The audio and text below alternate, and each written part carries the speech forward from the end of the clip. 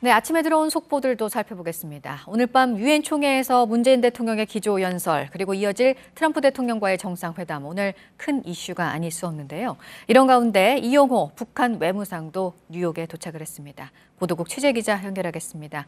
이재승 기자, 물론 미국을 비난하는 예상되는 내용이긴 하겠지만 이번에 있을 기조연설에서도 그렇고요.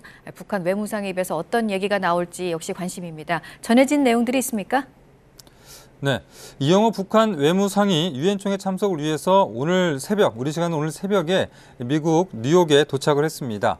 이 외무상은 입국장이 아닌 출국장으로 들어왔고 또 공항 측에 별도의 경호 조치를 요청하는 등 취재진의 민감한 반응을 보였습니다. 공항에서 기다리던 취재진의 질문에도 일절 대답하지 않고 지나갔는데요. 그러나 숙소인 맨해튼의 한 호텔에 도착해서는 트럼프 대통령에 대해서 정면으로 비판한 것으로 알려졌습니다. 이 외무상은 북한 속담을 인용하면서 개 짖는 소리로 우리를 놀라게 하려 했다면 그야말로 개꿈이라고 말을 했습니다. 이 외무상은 오는 22일에 기조연설을 통해서 북한의 핵과 미사일 개발이 미국의 공격을 막기 위한 그런 자의적 조치라며 정당성을 주장할 것으로 현재 전해지고 있습니다. 네, 그리고 앞서도 처참한 모습 보여드렸지만 멕시코 강진 지금 피해자가 220명을 넘어서고 있습니다. 그런데 이 멕시코 강진이 이번에 있고 나서 일본과 대만에서도 지진이 있었다고요? 이건 어떻게 봐야 될까요? 네, 그렇습니다. 리히터 규모 6.1의 강한 지진이 일본 동쪽 바다에서 발생을 했습니다. 오늘 새벽인데요.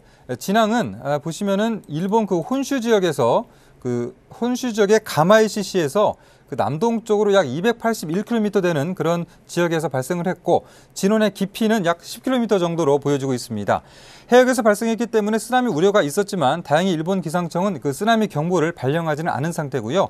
일본 혼슈 지역으로 약한 지진이 감지가 되는 그런 것으로 전해지고 있습니다.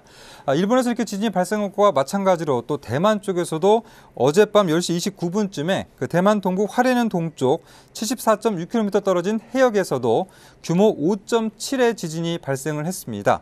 멕시코와 일본 등 이런 지역은 이른바 불의 고리로 불리는 환태평양 조선대에 위치해 있기 때문에 지진이 자주 발생하고 있고 또 계속해서 우려를 낳고 있습니다.